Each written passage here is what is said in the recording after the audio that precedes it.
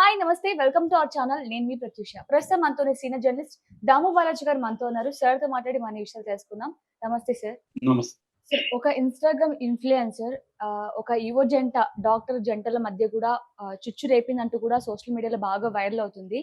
అయితే doctor Srujan, doctor Pratyusha వీళ్ళిద్దరికీ 2017లో కూడా పెళ్ళైనట్టు తెలుస్తుంది. అయితే వీళ్ళిద్దరి మధ్యకి ఇన్‌ఫ్లుయెన్సర్ శృతి అనే ఆమె కూడా రావడం వల్ల ఈమెడతో ఎక్కువగా ఆయన ప్రేమలో పడడం వల్ల, క్లోజ్‌గా ఉండడం వల్ల ఈ ప్రత్యూష అనేవాడు తీసుకోలేక సూసైడ్ చేసుకుంది.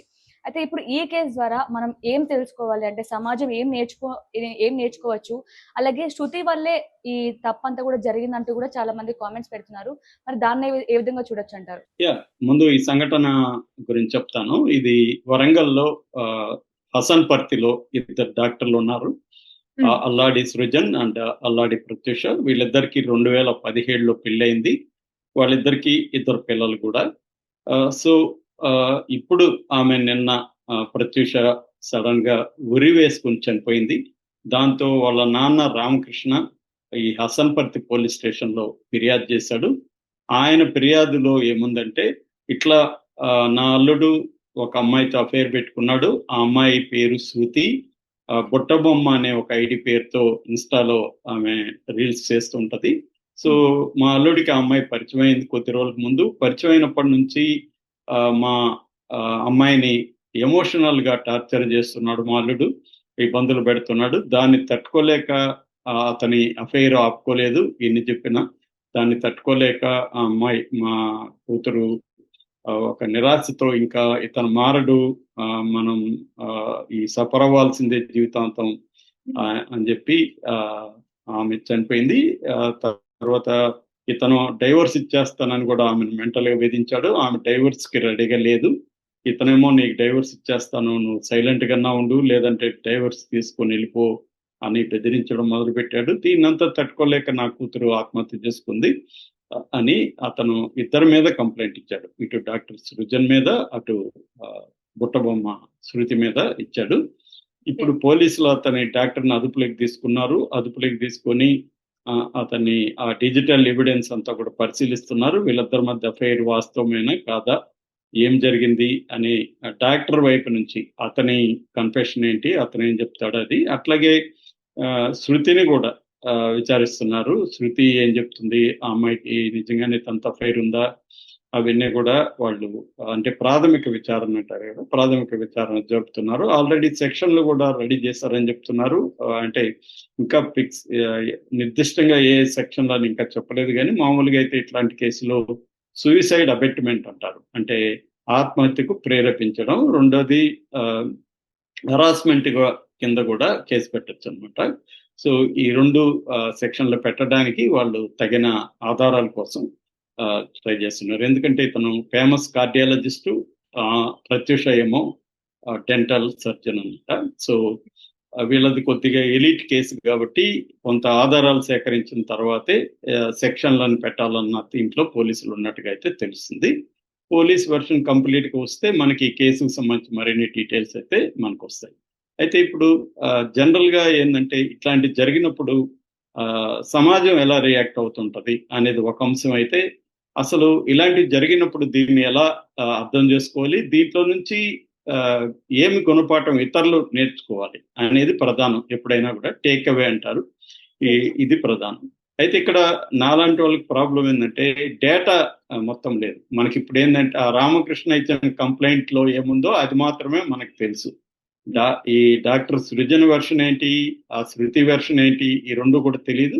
అట్లాగే డాక్టర్ ప్రత్యూష కూడా ఎలాంటి ఇబ్బందులను ఎదుర్కొంది, ఎలాంటి ఎమోషనల్ టార్చర్‌కి ఆ అమ్మాయి గురైంది, ఈ డీటెయిల్స్ ఏవి మనకి తెలీదు కాబట్టి మనం జడ్జి చేయలేం. అంటే దీంట్లో ఎవరు దోషి అని మనం చెప్పేయలేం.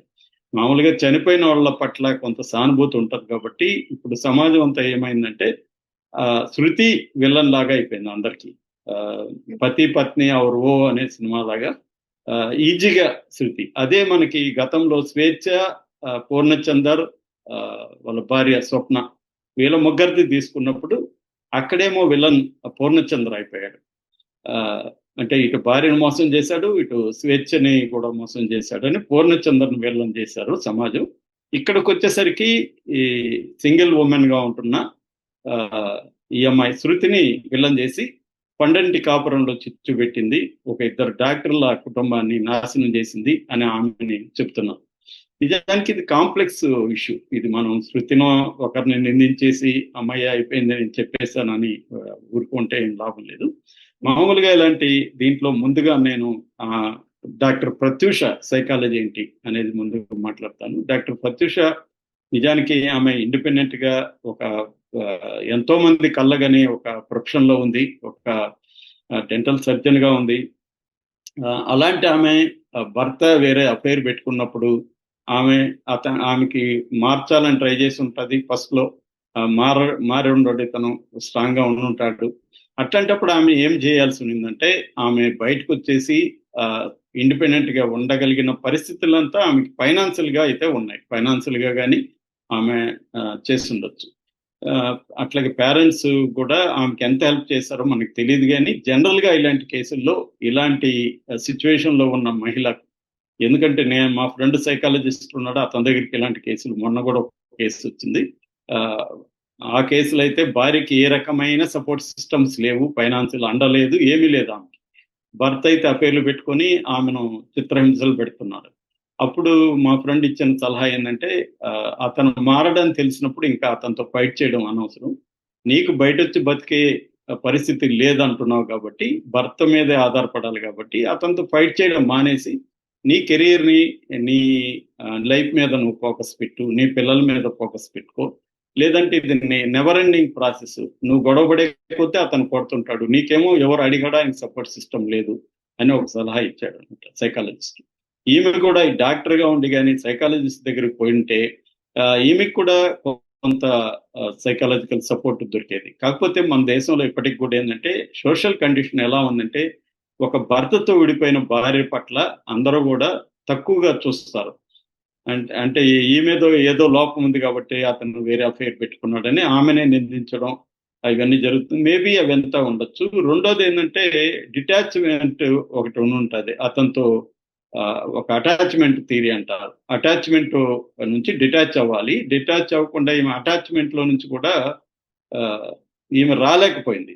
దీన్నే సైకేక్ అంటారు అనమాట. సైకేక్ అంటే సైకలాజికల్ గా ఒక ట్రామా లాంటి దాంట్లోకి వెళ్ళిపోయింది. దీన్ని బిట్రేయల్ ట్రామా అని ఒక సైకాలజిస్ట్ జెన్నిఫర్ ఫ్రైడ్ అనే ఒక సైకాలజిస్టు బిట్రేయల్ ట్రామా అంటారు. అంటే మనం మన పార్ట్నర్ మీద కంప్లీట్ నమ్మకం పెట్టుకొని ఉంటే అతను మనల్ని మోసం చేసినప్పుడు, ద్రోహం చేసినప్పుడు మనం తట్టుకోలేం దాన్ని. ట్రామా అంటే విపరీతమైన పెయిన్, విపరీతమైన షాక్ వెళ్ళిపోతారు అనమాట. అంటే ఇతను ఇలా చేసాడా అన్న ఒక షాక్ లేక వెళ్ళిపోతారు. దీన్ని బిట్రేయల్ ట్రామా అంటారు. దీనికి ఈమె గురైనట్టుగా మనకు అర్థమవుతుంది.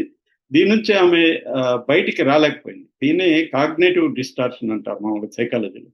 అంటే ఇది అతని చుట్టూ ఆమె ప్రపంచం ఉండిపోయింది. ఎమోషనల్ వరల్డ్ కావచ్చు, ఫిజికల్ వరల్డ్ కావచ్చు. అతని లేని ప్రపంచాన్ని ఆమె ఎదుర్కొనే దానికి మెంటల్ గా సిద్ధంగా లేదు. లేకపోతే నిజానికి ఆమెకి ఫైనాన్షియల్ గా ఇబ్బంది ఉండదు. ఆమె డాక్టర్, ఇతను లేకపోయినా ఆమె బతకగలుగుతుంది. కానీ ఆమె రాలేకపోవడానికి కారణాలు ఎక్కువగా, అంటే ఈ ప్రత్యేక కేసులో నాకు తెలియదు కానీ జనరలైజ్ చేసి చెప్తున్నాను. జనరల్ గా ఏంటంటే అతని లేని మగవాడి చుట్టే స్త్రీ ప్రపంచం ఎక్కువగా తిరుగుతుంటది ఇండియాలో. అందువల్ల ఒక మగవాడి మీద డిపెండ్ అయిపోయి మెంటల్ గా కావచ్చు, ఎమోషనల్ గా కావచ్చు డిపెండ్ అయిపోయిన ఉమెన్ బయటకు వచ్చి ఇండిపెండెంట్ గా ఉండడానికి అసలు ఆమె ఆ వైపుగా థింక్ కూడా చేయదన్నమాట. సో అది మేజర్ ప్రాబ్లం. దీని నుంచి ఏంటంటే ఎవరైనా ఇట్లా భర్తలు అఫైర్లు పెట్టుకున్నప్పుడు స్త్రీలు ఆ భర్తని మార్చడానికో, ఫైట్ చేయడానికో, అతని మీద మళ్ళీ కంట్రోల్ సాధించడానికో ట్రై చేయడం అనేది వేస్ట్. వాళ్ళు ఇండిపెండెంట్ గా వేరే మార్గాలు ఎదుగుతుంటే నీకు ఫస్ట్ లో నీకేమీ లేకపోయినా మెల్లమెల్లగా ఒక కొత్త ప్రపంచాన్ని క్రియేట్ చేసుకోవచ్చు. నీకంటూ ఒక వరల్డ్ ని క్రియేట్ చేసుకోవచ్చు. ఆ వైపుగా థింక్ చేయాలి.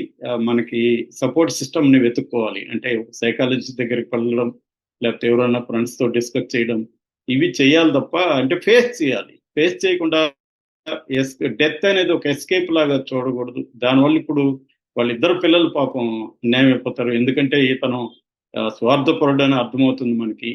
భార్య ఇట్లా ఉన్నా కూడా అతనికి ఆనందం కావాలని ఎత్తుకున్నాడు. అలాంటప్పుడు అతని పిల్లల్ని చూస్తాడని కూడా గ్యారంటీ లేదు. ఇప్పుడు ఆ ఇద్దరు పిల్లలు ఇదైపోయారు. స్వేచ్ఛ విషయంలో కూడా అదే జరిగింది.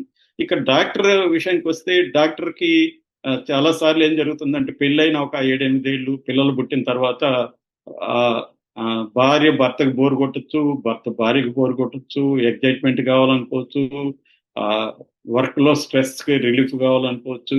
అలాంటప్పుడు అతను సంబంధాన్ని చూస్తారు. దీన్ని ఆహ్, వాలిడేషన్ అని, ఎక్సైట్‌మెంట్ అని అంటారు. Mid life crisis. ఒక నావెల్టీ కోరుకుంటుంటారు. ఇవాళ అవకాశాలు కూడా పుష్కలంగా ఉన్నాయి. అందువల్ల ఇతను అది చూసుకున్నాడు గానీ, ఒక హ్యూమన్ యాంగిల్‌లో నుంచి భార్యని ఇతను ఆలోచించలేకపోయాడనేది మనకు అర్థమవుతుంది. ఇక 'శృతి' అనే అమ్మాయి చూస్తే, ఆ అమ్మాయి మామూలుగానే ఆహ్, ఆహ్, ఒక రీల్స్ చేస్తున్న ఎవరైనా గూడా అటెన్షన్ కోరుకుంటారు. అంటే హ్మ్. మనల్ని చాలా మంది చూడాలి. వాలిడేషన్ అంటారు. వాలిడేషన్ కోరుకుంటారు. నువ్వు గొప్పగా ఉన్నావంటే వాళ్ళకి ఆనందం. ఒక లైక్ కొడితే వాళ్ళకి ఆనందం. ఎన్ని లైక్‌లొచ్చాయి, ఎన్ని కామెంట్‌లొచ్చాయని చూసుకోవడం అనేది ఇవాళ మనకి ఎక్స్‌టర్నల్ వాలిడేషన్. ఎవడో మనల్ని నువ్వు గొప్ప, నువ్వు బాగున్నావు, నువ్వు నాలెడ్జ్ ఉంది అని చెప్తే మనకొక ఆనందం. హ్మ్. ఇట్లాంటి ఒక ప్రపంచంలోకి మనం వెళ్ళిపోయాం. సో, ఆ అమ్మాయికి కూడా అలాంటి ఒక వ్యక్తి దొరికినప్పుడు, ఒక డాక్టరు, ఒక కార్డియాలజిస్టు తనని లైక్ చేస్తున్నాడంటే, ఆ అమ్మాయికి కూడా మంచి థ్రిల్ ఉండే అవకాశం ఉంది.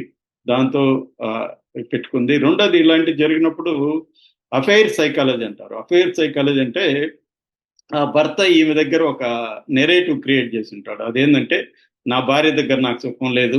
నా భార్య నన్ను ఎప్పుడు సాధిస్తది. రొమాన్స్ లేదు. నాతో ఒక ప్రేమగా పలకరింపు లేదు. నేను 4, 5 ఏళ్ల నుంచి బాధపడుతున్నాను అన్న ఒక నెరేటివ్ ఈ అమ్మాయి దగ్గరికి తీసుకొస్తాడు. ఈ అమ్మాయి జనరల్‌గా జరిగేది. ఈ అమ్మాయి కూడా ఏందంటే, నేను ఇతన్ని సేవ్ చేస్తున్నాను. నేను ఇతనికి ఒక హ్యాపీనెస్ ఇస్తున్నాను. ఇతను పాపం విక్టిము అన్న ఒక దీంట్లోకి ఈ అమ్మాయి కూడా వెళ్ళిపోతుంది. అందుకని భార్యని మోసం చేస్తున్నాం అనేది ఈ అమ్మాయికి రాదు. ఎందుకు రాదు? భార్య ఆల్రెడీ ఇతన్ని ఇబ్బంది పెడుతుంది కాబట్టి, ఇతనికి నేను ఒక సొలేస్ ఇస్తున్నాను అన్న ఫీలింగ్ ఈ అమ్మాయి జనరల్‌గా జరిగేది పెళ్ళైన భర్తలు చేసే స్ట్రాటజీలు ఇవే అన్నమాట. భార్యతో నాకు సుఖం లేదు. భార్య వల్ల నేను ఇబ్బంది పడుతున్నాను. ఒక విక్టిమ్ దీన్ని అమ్మాయిలకి కల్పిస్తారు. అమ్మాయిలు కూడా వాళ్ళకి ఆ ట్రాప్‌లోకి వెళ్ళిపోతారు. సో, జనరల్‌గా అలా ఈ అమ్మాయి వెళ్ళిపోయిన పరిస్థితి ఉంది. ఏదేమైనా దీని నుంచి నేర్చుకోవాల్సినటువంటి స్త్రీలు మగవాడి చుట్టూ తమ ప్రపంచాన్ని స్త్రీలు నిర్మించుకోవడం ఆపేయాలి. తమ ఓన్‌గా తమ ప్రపంచాన్ని తాము నిర్మించుకోవాలి. అది తండ్రైనా, కొడుకైనా, భర్తయినా, లవరైనా వాడి చుట్టూ నా ప్రపంచం, వాడు లేకపోతే నా ప్రపంచం లేదు అన్న ఒక దీన్ని మానేసుకుంటే విమెన్ ఇటువంటి విక్టిమ్స్ కాకుండా ఉంటారు. Thank you sir.